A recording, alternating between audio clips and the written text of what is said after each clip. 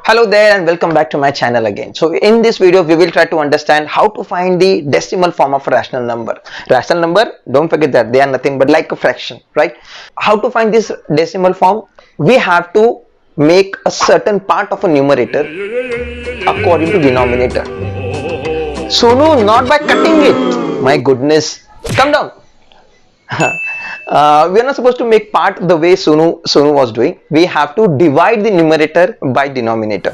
Always keep it in mind. So the moment you start finding this decimal form, you will come across with the two type of answer. Number one, your division will end. It is called as terminating decimal form. And number two, the division will be never ending. It is called non-terminating decimal form. But though it is non-terminating, you will get certain set of number repeating itself in the quotient. This is the particular type of decimal form called as non-terminating but recurring decimal form. Okay, so these are the examples of terminating decimal form where division ends and you get the particular answer, and on my right hand side you have the examples of non-terminating but recurring decimal form. Non-terminating but recurring decimal form, we give either bar on the set of numbers which are getting repeated, okay, or if single digit is getting repeated, we have to just put dot on that number the way you're looking on the screen. So here we go with the first sum on the board. The first sum is 13 upon 4, which is already there. Sonu was trying to divide it. Okay, we will be making that fraction in the division format. So 13 divided by 4 as you're looking at the screen, and 4 being a divisor will be written outside and 13 being a dividend will be written inside. We have to find the number which is nearest but the lesser than 13, right? So it is 4 3s are 12, 3 in the quotient and 12 in the subtraction. So the moment you carry out the subtraction, 13 minus 12, you are left with 1. Now to our surprise, after 13 there are no digits. So what we are going to do, give the decimal point after 13 and you can write number of zeros after that. Okay, so the moment you write the number of zeros, then you are free to take zeros down, right? So take first digit, first zero after the decimal point down and write it with 1. So that makes it 10. The moment you have taken 0, which is very next to decimal point, down for the calculation, do not forget, never forget to give decimal point in the quotient also. So that makes it 3 point something something. Later on the answer will come, right? Now come back to division form again.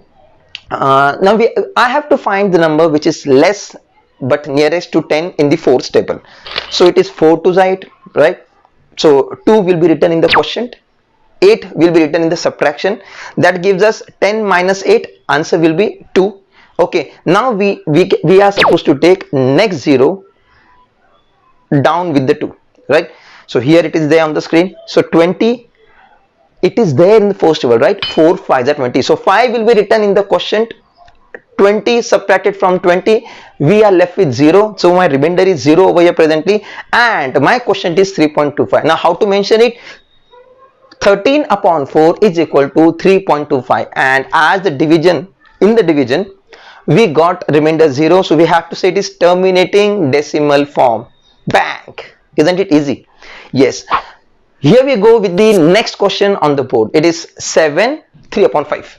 It is a mixed fraction, and I am damn sure that you all are knowing how to convert that mixed fraction into improper fraction. How? Very first, multiply that denominator 5 and the complete number 7. That gives us 7 5s are 35 plus 3 in the numerator. That gives us 38. So in short, our improper fraction or the converted fraction is 38 upon 5, and this fraction will be written in the division form, that is 38 divided by 5. So 5 being the divisor will be written outside, 38 being the dividend will be written inside, and we have to carry out the division now. So very first, in 5's table, nearest but the less than 38, the number is 5 7s are 35. So 7 in the quotient, 35 in the subtraction. After carrying out the subtraction, 38 minus 35, we get the answer 3. The way we learned first, now we have to give decimal point after 38, write the number of zeros. Now what to do? The first 0 after the decimal point will be written along with 3. That makes it 30. and in 5's table we get 30. Yes or not? Of course. But before that, do not forget to give decimal point in the quotient also. Isn't it right? Yes. So 5 6 are 30, 6 in the quotient, 30 in the subtraction format. 30 minus 30, we are left with remainder 0, and in the quotient we have, yes, 7.6. Yes or no? Of course. Now how to mention? Now write that mixed fraction one more time. 7 3 upon 5, that gives us answer 7.6, and as our remainder was 0, we can say it is terminating decimal form. Yes. Next question on the board here, but this time it is minus 7 or the negative 7 the whole upon 8. This one will be converted into division format. We get minus 7 divided by 8. Keep it in mind, as one number is negative, so my final answer will be there in the negative. Okay, so 8 being divisor will be written outside, 7 being dividend will be written inside the way you are looking at the screen, right? As we do not have any number less than 7 in the table of 8, so we have to proceed further by taking 0 in the question. So 8 zeros are 0. Then the moment you do subtraction, 7 minus 0, we get the answer 7 itself. As there are no digit after 7, we are gonna give decimal point there and write the number of zeros after that, right? So first 0, which is after the decimal point, will be brought down, correct? And in the quotient, do not forget to give decimal point. So in the question presently we have 0 point, and then something answer will come, right? Now what we have left with down, or the remainder part, for a while, 70. So in 8's table, do we have 70? No. The nearest number is 64. Yes. So 8 8s are in the quotient, 64 in the subtraction. 70 minus 64, we are left with 6. Isn't it right? After that, next 0 will come down the way you're looking at the screen. The number is 60 now. In 8's table again we don't have 60, but nearest number to it, 56. So 8 7s are 56. 7 in the quotient, 56 in the subtraction. Now carry out the subtraction. 60 minus 56, we are left with 4, right? Again next 0 will be brought down, that makes it 40. Yes. Again, and of course 8 5s are 40, so 40 is there in the table. So what you are going to do? 5s are in the quotient, 40 in the subtraction. So 40 minus 40, we are left with 0 again. So what type of decimal form it is? Yeah, you're right, terminating decimal form. So how to write the answer now? So minus 7 upon 8 equals to the quotient, but it is in negative, minus 0.875, and it is terminating decimal form. Don't forget it. After all these 3 divisions, now it is time to give you pro tip for division. Always keep it in mind, whenever you come across with the denominator 2, 5 or only 2 and 5, okay, then that decimal form will be always terminating.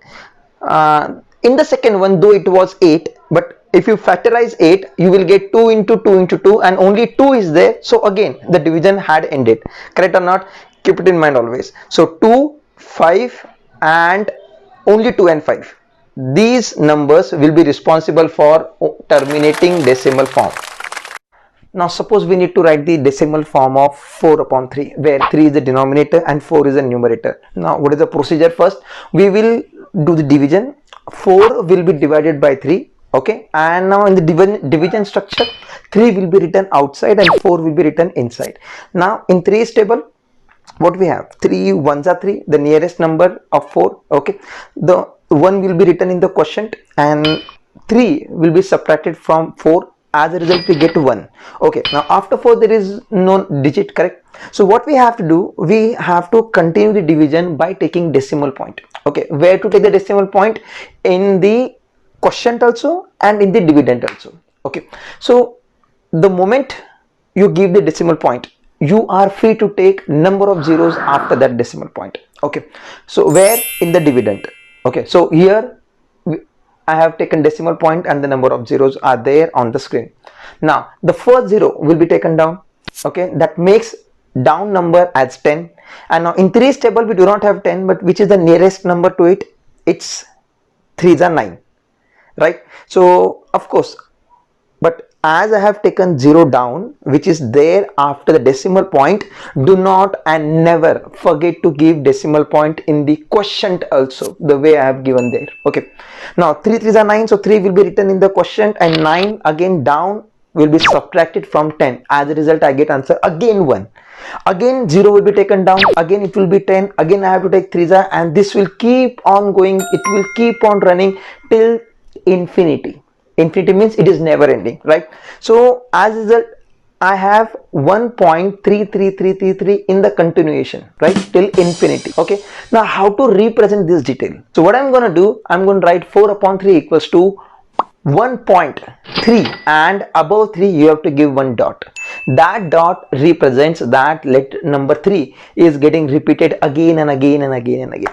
Isn't it easy? Yes, but this is what the traditional method says us. What about Vedic math says about this? Okay, so here is the pro tip for you all. Okay, so that your calculation will get easier. The moment you start your division, okay, check out the remainder. What is the remainder over here? See here, remainder is 1. So whenever you are dividing the any number by 3 and your remainder is 1, at that time the number getting repeated again and again will be 3. If your remainder is 2, the digit which will repeat itself will be 6. Don't believe me? Check out the calculator here. 23 divided by 3. If you divide 23 by 3, your remainder will be 2. Okay, check out if you want and see what answer we get. 7.666666, and it will keep on repeating itself. If you take number 31 upon 3 or the 31 divided by 3, again you will get 10.331. So whenever you are dividing the any number by 3 and your remainder is 1, at that time the number getting repeated again and again will be 3. If your remainder is 2, the digit which will repeat itself will be 6. So here onwards, no need to do complete division. Okay, the moment you get the remainder, at that time only you can say which digit will be repeating itself. Isn't it easy? Yes, Vedic maths is great. When you try to find out decimal form of 1 upon 9, you will get the answer 0.11111. For 2 upon 9, it will be 0.22222. For 3 upon 9, it will be 0.3333, and this will be happening till for all the single digits. Isn't it nice? So the next time when you try to find out decimal form of 8 upon 9, so you know the answer the moment you look at it, right? 0.8888. This happens again for 99 also. Any 2-digit number divided by 99. If you divide 12 by 99, your answer will be 0.1212121212 continuously. If you divide 32 also or 98 also, 98 upon 99, your answer will be 0.989898 continuously. Isn't it fascinating, guys? Yes. Now let's try to find the decimal form of 7 upon 9. This 7 upon 9 is nothing but 7 divided by 9. That means 9 is the divisor and 7 is the dividend. So this is the division structure for it. We have to find nearest and the less number than 7 in 9's table, and that is not possible except 0, right? So we begin our division by writing 0 in the quotient. So 9 zeros are 0, and after subtraction we are left with 7, right? As there are no digits after 7 in the dividend, right? So we will give decimal point after it, and we can go ahead by writing number of zeros after that decimal point. So here we go. We have to take very next 0, take first 0 down with the 7, that makes the number 70. We will search less and the nearest number for the 70 in the table of 9. But before proceeding further, as we have taken 0 which is next to decimal point, we have to give decimal point in the quotient also, right? Now in the table, which is the number, which is the required number, 9 7 is 63. So 7 will be written in the quotient, that makes 0.7 in the quotient. Down in the division, the moment you do the subtraction, we are left with 7 again, right? Again 0 will come down, again it will be 70, again we'll take 7, again we'll do the subtraction, again 7 will be the remainder, and now this will keep on repeating itself until and unless you stop the division. So in the quotient we will be getting 777 after decimal point continuously till infinity, right? It will be never ending, and that is why how we are going to write 7 upon 9 is equals to 0.777, then dot dot dot dot, right? And as 7 is getting repeated continuously, so we have to write 0.7 and dot above it said. This kind of division are called as non-terminating but recurring decimal form.